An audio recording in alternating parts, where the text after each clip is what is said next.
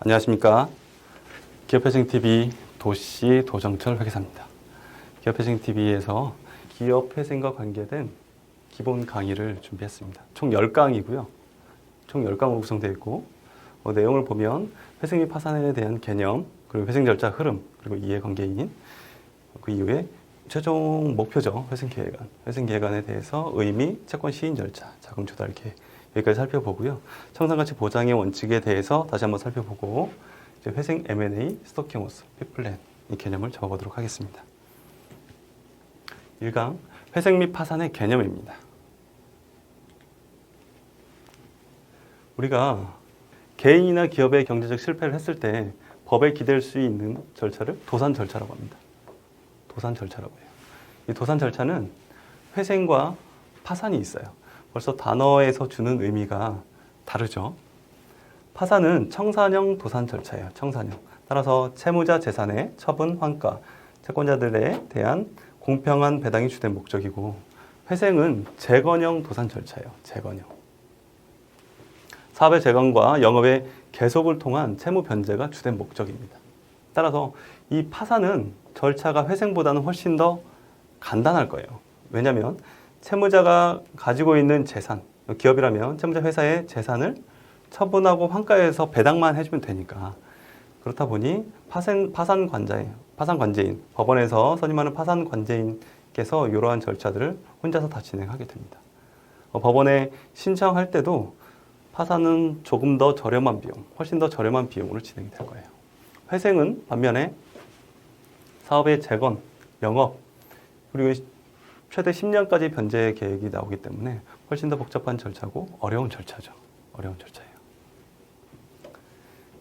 저희가 지금 알아보고자 하는 것은 이 부분이죠. 기업 회생 이 부분이에요. 정의를 한번 읽어볼게요. 회생 절차는 재정적인 어려움으로 파탄의 직면에 있는 채무자에 대하여 채권자, 주주 지분권자 등 여러 이해관계인의 법률 관계를 조정하여 채무자 또는 그 사업의 효율적인 회생을 도모하는 제도입니다. 회생 및 파산이에요. 회생과 파산. 앞부분에서 도산 절차라고 말씀을 드렸죠. 이 회생과 파산을 아우르는 법이 있어요. 채무자 회생 및 파산에 관한 법률이에요. 약칭으로는 채무자 회생법이라고 합니다. 과거에는 통합도산법이라고 불렸던 그 법이에요.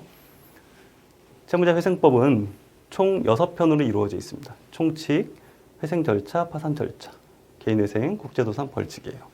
여기까지 660개 조항인데요. 저희가 다루는 회생 절차는 여기 293개 조항에 대부분 정의가 다 되어 있습니다. 이 파산 절차는 여기에 있는 그 파산이고요. 이 개인회생을 주의해야 되는데, 개인회생은 소액이란 말이 숨겨져 있는 것과 동일해요. 그러니까 개인 사업자도 개인인데, 개인이라고 해서 모두 여기에 적용받는 것은 아니에요. 우리가 담보권이 있는 경우를 회생담보권이라고 하는데요. 회생담보권.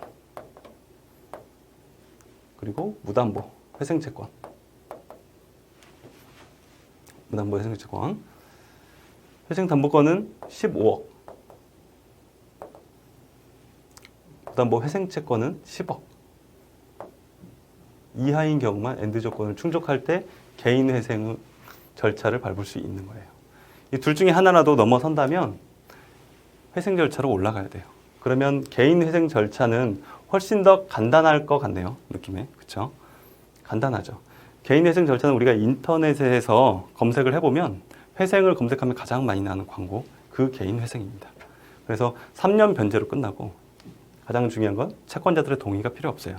그러니까 가장 간소하고 간편하게 진행할 수 있는 절차다. 다만 이 둘 중에 하나라도 채권 금액이 넘어선다면 위로 올라가야 돼요. 회생 절차로.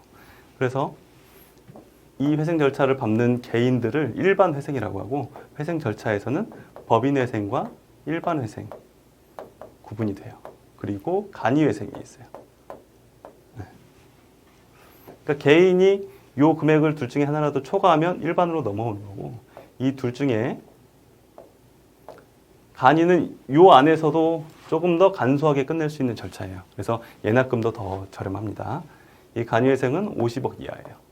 50억 이하이고 법인 또는 개인 사업자, 법인 또는 사업자만 되는 거예요. 사업자. 그렇게 구분하시면 되고요. 그럼 우리가 다루는 부분은 이쪽이에요. 기업회생은 이쪽이다. 이쪽이고 얘와 다른 점은 10년 변제 계획이 나올 수 있고 최장 10년 변제 계획이 나올 수 있고 물론 사채를 발행하면 15년까지 있지만 그건 굉장히 예외적인 사례고 보통은 통상 10년, 최장 10년까지 나오고 채권자들의 동의가 필요하더라. 그 차이점이 있습니다. 회생 절차를 관통하는 가장 중요한 원칙이 하나 있어요. 그게 바로 청산가치 보장의 원칙이라는 것인데요. 왜 이게 나왔는지를 살펴보면 이러한 것 같아요. 제가 생각해보면 이 채무자 회생법이라는 것 자체는 채무자들을 위한 법이에요. 국가사회적으로 볼 때는 사실 기업이 파산하는 것보다는 회생하는 게 더 나을 거예요. 적어도 근로자들은 생활할 수 있는 거잖아요. 파산보다는 회생이. 그렇죠? 따라서 국가사회적으로는 회생이 파산 절차보다는 더 유효한 절차인 거죠.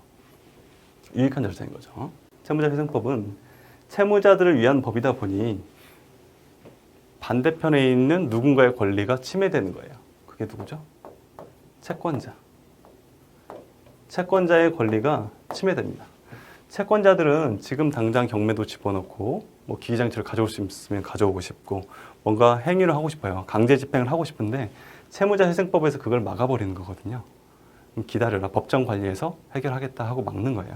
그러면 법은 최소한 이 채권자들에게 할 말이 있어야 되는 거예요. 채권자들에게 이렇게 얘기하는 거죠. 너가 파산을 통한 청산 절차를 통해서 받아가는 돈보다는 더 많이 변제하게 해줄게 라고 얘기를 해주는 거예요. 그래서 채무자회생법은 처음부터 끝까지 이 원칙을 계속 얘기하는 거예요. 왜냐하면 이 채권자의 가장 기본적인 권리라고 생각하거든요. 그래서 요약하면 채권자 권리가 침해되는 채권자에게 얘기한다. 뭐라고 얘기한다? 파산을 통한 청산가치보다는 회생 절차를 밟았을 때 변제를 더 많이 해주겠다. 그게 이루어지지 않는다면 절차를 진행하지 않겠다라고 약속을 하는 겁니다. 그게 바로 청산가치 보장의 원칙이에요. 처음부터 끝까지 계속 나오는 원칙이 됩니다. 요약해 볼게요. 채무자 회생법, 채무자 회생 및 파산에 관한 법률, 채무자 회생법은 총 6편으로 구성이 되어 있고 이 중 개인회생은 우리가 인터넷에서 쉽게 찾아볼 수 있는 3년 변제 그리고 채권자 동의가 필요 없는 절차이다. 이 개인회생은 담보권 15억, 무담보 회생채권 10억 이하인 경우는 엔드 조건을 충족할 때만 밟을 수 있고 그 외에 이 둘 중에 하나라도 더 높다면 올라가야 된다. 훨씬 더 어려운 절차, 일반 회생 절차를 밟아야 될 것이다. 그리고 채무자 회생법에서는 채권자들에게 최소한의 권리 보장인 파산했을 때의 배당보다 더 많이 변제를 해주겠다는 약속, 청산가치 보장의 원칙이 관통되고 있다. 여기까지입니다.